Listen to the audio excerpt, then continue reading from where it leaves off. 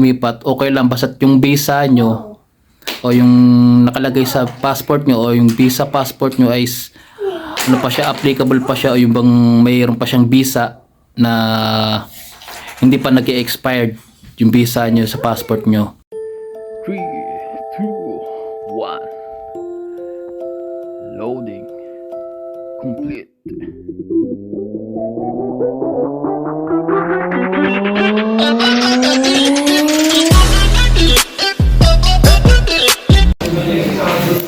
Yung mga Cubs, uwi na tayo. Wala tayong OT ngayon. 7.5 lang kami ngayon mga Cubs. Uwi na. Okay, let's go. I know you're excited. Let's go. Not excited. Yo, ha. Uwi na kayo mga Cubs. Uwian na. You're going to office? Boy. Oh, chikiniraan di ka sila. Jinda prepare muna. Domo. Tak.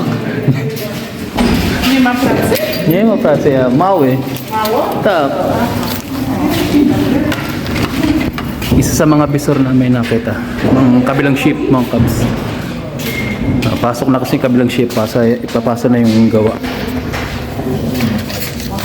So, sign up muna akong dito mga Cubs. Kuha natin na ang bike natin mga Cubs. Yes.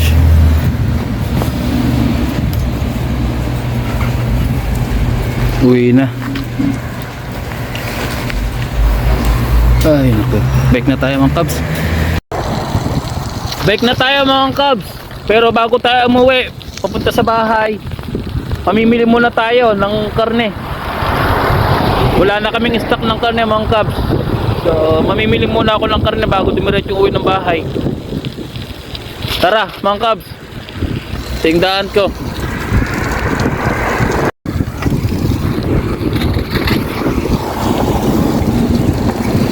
Nag-i-snow pa rin mga Cubs, pero nagtutunaw na yung iba. Snow pa rin yung daan pero tunaw-tunaw na.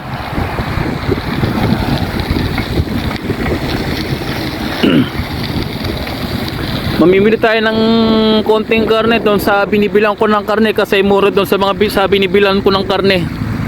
Kaya hindi ako nabili doon sa ibang store. Dito lang ako nabili ng karne.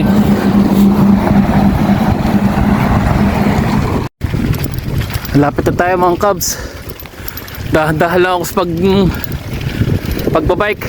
Medyo madulas na yung yelo. Dumudulas yung yung gulong. Pero malapit tayo mga Cubs. Dito na tayo.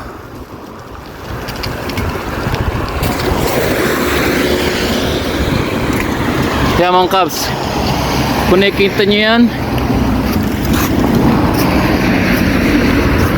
diyan Cubs. Diyan ako namimili Cubs ng karne. Diyan, pasok na tayo. Tawid lang tayo mga Cubs. Pasok na tayo sa loob mga Cubs. Dito na ako.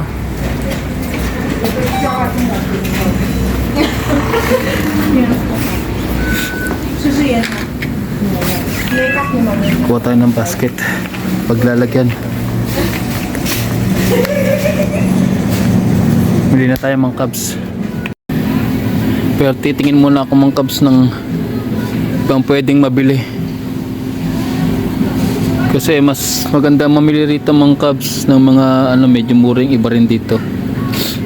Naghahanap rin ako ng pangtadtad na kutsilyo mga Cubs. Hindi ako na makakita. Tagal ko nang naghahanap hindi ako makakita mga Cubs. Ewan ko lang kung bakit. Pero dati meron naman. Ngayong hinahanap ko, di ko makita. Hindi ko talaga alam kung bakit ngayon hindi makakita mga Cubs.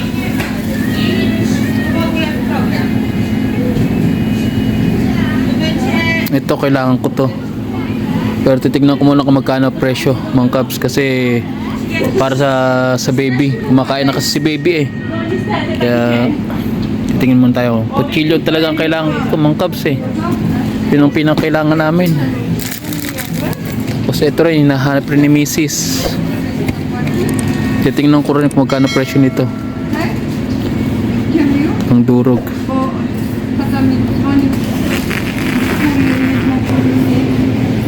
Tignan natin ang presyo nito mga kabs. Kasi hindi nakalagay doon. Kailangan din ni Mrs. to eh. Binili niya rin sa akin to. 20 Oh, mahal kabs. 21. Bali pumapatak ng 22. Hindi ko siya kukunin ngayon. Ito talaga yung gusto kong malaman kung magkano yung presyo din kasi wala nakalagay. Tignan ko na nga rin ang presyo nito mga kabs. Kasi kailangan din to ni baby. Kaya pagka sahod natin, kailangan ko nang bilhin din to.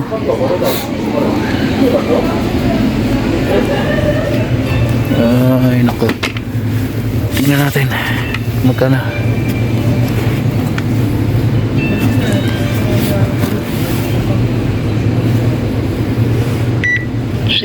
Wow. 70 mga kabs. Mahal din siya.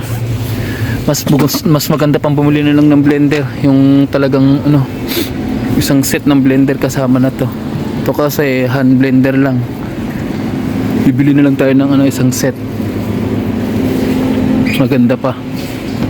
Punta tayo sa karne mga kabs. Bili na tayo na lang ng karne.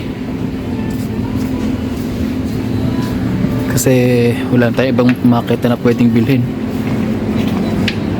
Tayo na. Rosya, dobre. Nabili tayo mga kabs. Tutaj. 0,970. 1 kilo. Tak, tak. Tom? Tak. To? To jest. To? To jest. Łopatka? Nie. Tak, tak. Tom cało. 1 kilo. No to tego nie dzielimy, jest 1,80 kg. Bo tego nie kroimy, bo to jest No, kość. to prawda. Może być? Nie. Karczek ma pan w dobrej cenie. No nie problem. Nie Może problem. być? Tak, może Tak? być. Tak.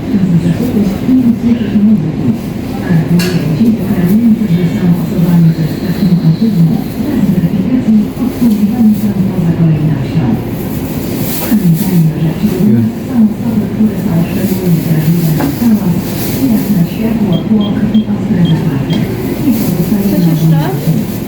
Tak, nie problem. Proszę bardzo. 1 kilo tutaj. Tak.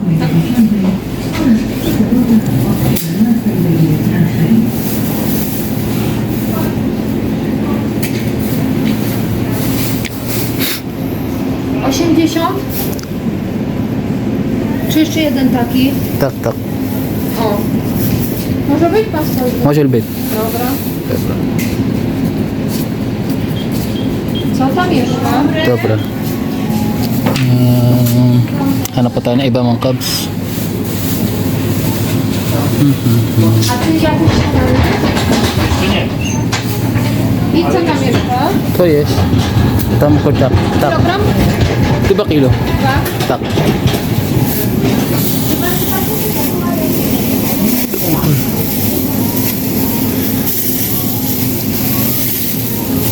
Ayan, nakabilang tayo mga kabs. Dam kilo i kilo, dobra, żeby nie pękła torebka pan. Tak.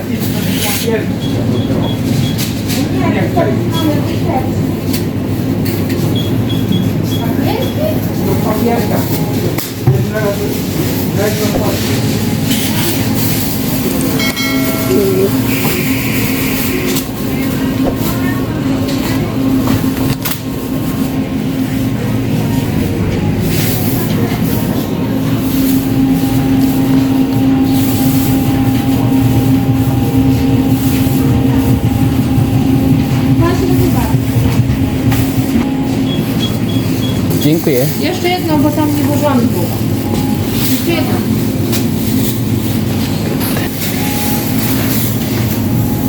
Idę na zimno. Proszę. Dzień dobry. Coś możliwe panu poprosić. Ja go co to wołaj. A gdzie idzie? Tutaj obok jest droga. Tego ładniejsze. Hanap pa rin tayo ng ginili mong kabs. Co tam jeszcze? Yes. Lukobang yes.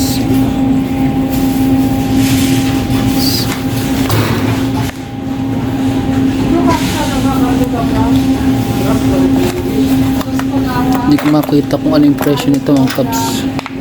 ご用のビル、下に最終出券を案内 Kung alin to. Ito. そこ Bili tayo ng isa. Isa lang. Kasi ang dami na nating karne. Okay na ito mga kabs. So magbayad na tayo. Wala tayong bibili. Karne lang binili ko. So bayad na tayo mga kabs.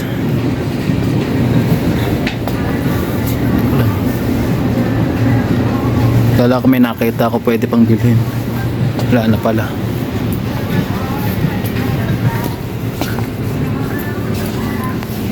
Bayad na tayo mga kabs. May nakalimutan nga pala ako. Hanapin nga pala. Labanos bilin nga rin pala ni Mrs. mga kabs. Yun ang problema dito mga kabs. Yung gulay ang hirap. Lalo't pag taglamig ang hirap mamili. Walang kagulay-gulay. Kakonti. Wala yung labanos. So, ilang store na rin yung hinanapan ko niya. Ilang araw na ako naghahanap. Wala talagang labanos. So bayad na talaga tayo. Tayo na mga kabs.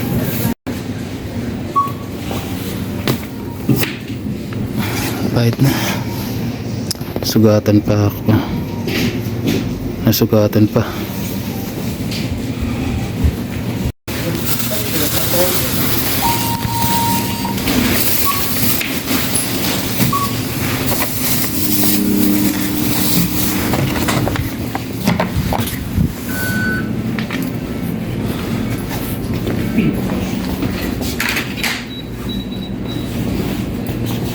Yan, nakabayad na tayo mga kabs. So, start na tayo ng pagbabike. I-unlock ko na itong bike natin mga kabs.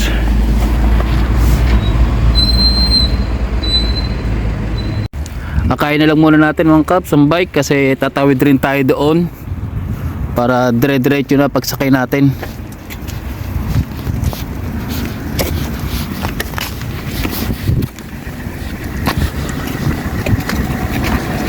Pindutin muna natin to.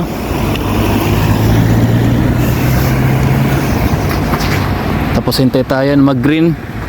Yun mga kabs.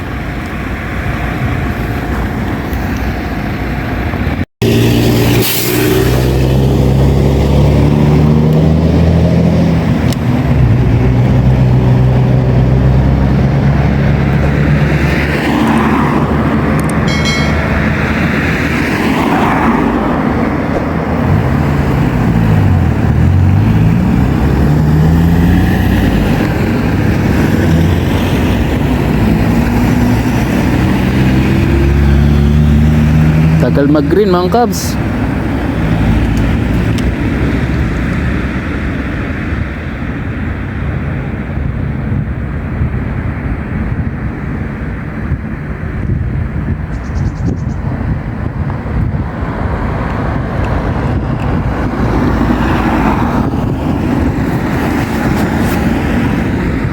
Magi-green na mga kabs.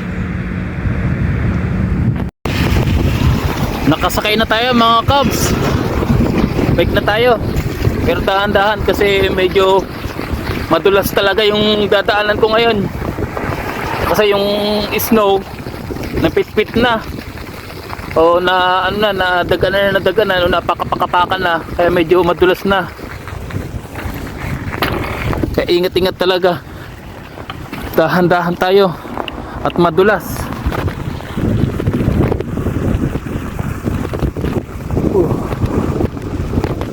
Bike muna ako mga kabs. See you later na lang mamaya sa bahay. Nandito na tayo mga kabs. Nakaupo tayo. Pahinga lang muna tayo mga kabs. Nga pala mga kabs, konting paalala nga lang pala mga kabs sa mga lumilipat ng company, sa mga nandito na sa Poland, yung lumilipat sa ng company o may mga TRC na. Konting paalala lang mga kabs. Kasi pagka yung kayo may TRC na, tapos lumipat ng company, halimbawa nakalipat na kayo ng company nyo, umalis na kayo sa unang company tapos nakalipat na kayo ng pangalawang company nyo, hindi na ulit kayo pwedeng lumipat ng panibago, umalis doon sa bagong nilipatan nyo o maghanap ulit ng panibagong company. Kasi nasa ano siya ng Poland, nasa batas siya ng Poland, nasa rules ng Poland siya para sa mga nagtatrabaho dito na yung pag nakadalawang lipat na kayo, hindi na pwedeng i-transfer ulit yung TRC nyo, o hindi na ulit pwedeng i-transfer yung TRC nyo sa panibagong company na gusto nyong lipatin. Kaya ang payo ko lang mga Cubs, pagka lilipat na ulit kayo, tapusin nyo muna yung visa ng TRC nyo, o yung hanggang matapos yung TRC nyo. Halimbawa 3 years yung TRC nyo, 3 years ang mag-expiration, tapusin nyo muna bago kayo lumipat ng panibagong company. Kasi yun ang rules nila dito. Pinapayagan nila makadalawang lipat ka, pero pagka nagpangatlo ka na, hindi na pwede mga Cubs, kasi isa sa mga bawal yun. Kailangan mo daw tapusin muna yung TRC expiration ng nakalagay sa TRC mo bago kayo lumipat ulit. Kasi pagka natapos na yung TRC nyo at na-expert na at nakalipat na kayo, panibagong renewal na kayo doon sa company lilipatan nyo, sa pangatlong company lilipatan nyo. Ganun sila mga Cubs. Tapos sa mga wala namang TRC na gustong lumipat, okay lang basta't yung visa nyo o yung nakalagay sa passport nyo o yung visa passport nyo ay ano pa siya, applicable pa siya, o yung bang mayroon pa siyang visa na hindi pa nag-expired yung visa nyo sa passport nyo. Pwede kayo makalipat kahit ilan basta hindi pa nag-expire yung visa sa passport nyo. Yun ang may payo ko. Pero kung maganda naman yung company nyo, wag na kayo lumipat mga Cubs. Wag na kayo lumipat ng ibang company. Tumigil na lang kayo sa company nyo kung maganda naman yung company napasukan nyo. Diyan na lang kayo. Kasi malay nyo yung malipatan nyo pangit at mas mas hindi okay doon sa company pinanggalingan nyo, kayo lang kayo magsisisi. Kaya masabi ko lang mga Cubs, wag na kayong lumipat kung ang company nyo naman ay okay. Kung ang hinahanap nyo naman ay halimbawa accommodation na free, tapos ang company naman ay pangit, ganun din, wag na kayong lumipat. Kung saan na kayo sa company nyo naman may accommodation nga pero mabayad, pero yung company nyo may malaki magbigay ng sahod, magbigay ng rate, doon na lang kayo, mag-stay na lang kayo. Ganun lang mga Cubs. So yung anak ko nga pala mga Cubs. Kaya yun lang payo ko mga Cubs sa mga nandito na may TRC. Huwag kayong masyadong maglilipat kasi kayo rin may hirapan. Katulad nung isa kong kasamahan ngayon na Pilipino, gusto niyang lumipat ng ibang company pero pangatlong company niya na yung lilipatan niya ngayon sa Warsaw. Nandito kami sa Lodz ngayon sa Łódź. So galing na siya ng saan ba, ng Zakopane. Malayo dito, may mga 4 na oras din ang biyahe sa kotse, o pagka yung nag-tram ka o nag-train ka, abutin din ng 7 o 6 na oras din. Galing na siya doon, tapos may pa siya dito sa amin gamit yung TRC niya, so nakadalawang company na siya.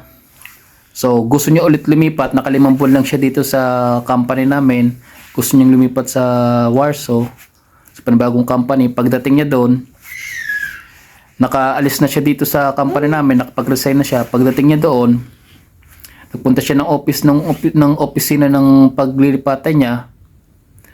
Ngayon, nakita yung TRC niya, nakadalawang lipat na siya. Ang sabi sa kanya sa HR ng office doon sa lilipatan niyang company, hindi na raw pwede at bawal daw yun. Kaya ang mangyari, babalik siya dito sa company naming pinanggalingan niya. Kakausapin niya ulit yung agency namin na nagpasok sa kanya dito sa company namin. Yun ang mangyari ngayon. Babalik siya at makikiusap siya na makabalik dito sa company namin. Kasi totally nakaresign siya, na ibalik niya na yung lahat ng gamit niya na. Umalis na rin siya ng accommodation. Kaya parang panibagong kontrata ulit yung magiging kontrata niya dito sa company namin, kahit dito na siya nanggaling at lilipat lang siya doon sa kabila. Kasi nga bawal nga yung pangatlong paglipat gamit ang TRC mo. Kaya yun lang mapapayo ko, mga Cubs. I want more pasta. Sa mga lilipat na may TRC, huwag niyong paabutin ng 3 beses kayong lumipat ng company o 2 beses nakalipat na kayo tapos gusto niyo pa magtatlo, huwag niyo nang paabutin kasi kayo rin ang magsisisi, mga Cubs. Baka mangyari sa inyo is hindi na kayo makabalik sa company pinanggalingan nyo, nakapag-resign na kayo tapos nakapag-resign na kayo sa company nyo tapos gusto niyo pumunta doon makapasok sa pangatlong company, hindi na kayo pwede kasi nga makikita na sa inyo sa TRC nyo na pangatlong company nyo na yon paglipat. So tapos hindi na kayo tatanggapin ng inalisan yung company, mahirapan din kayo, mawawalan kayo ng trabaho, mga Cubs. Kaya ganun na lang, mga Cubs. Hanggat hindi pa nag-expert yung TRC nyo, wag muna kayo lumipat, magtiyaga muna kayo sa inyong company. Ganun lang, mga Cubs. Yun lang may payo ko sa mga nandito sa Poland at lalo yung mga papunta pa lang rin dito sa Poland. Ganun lang yung mga Cubs para magtagal tayo sa trabaho at walang maging problema sa ating trabaho dito sa Poland. Ganun lang, mga Cubs. Nga pala, mga Cubs, susunod nating video ay tatalakayin natin ay yung new wage o new rate dito sa Poland. Kasi tumaas po ngayon January, papakita po natin kung magkano yung itinaas niya ngayong January sa susunod na sahod ko sa February. Yun po ang susunod nating video. Papakita ko po sa inyo kung magkano yung tinaas at kung kailan ulit magkakaroon ng increase salary dito sa Poland. So, paalam mo naman, Cubs. Ingat and God bless. Salamat nga pala sa mga sumusuporta. God bless.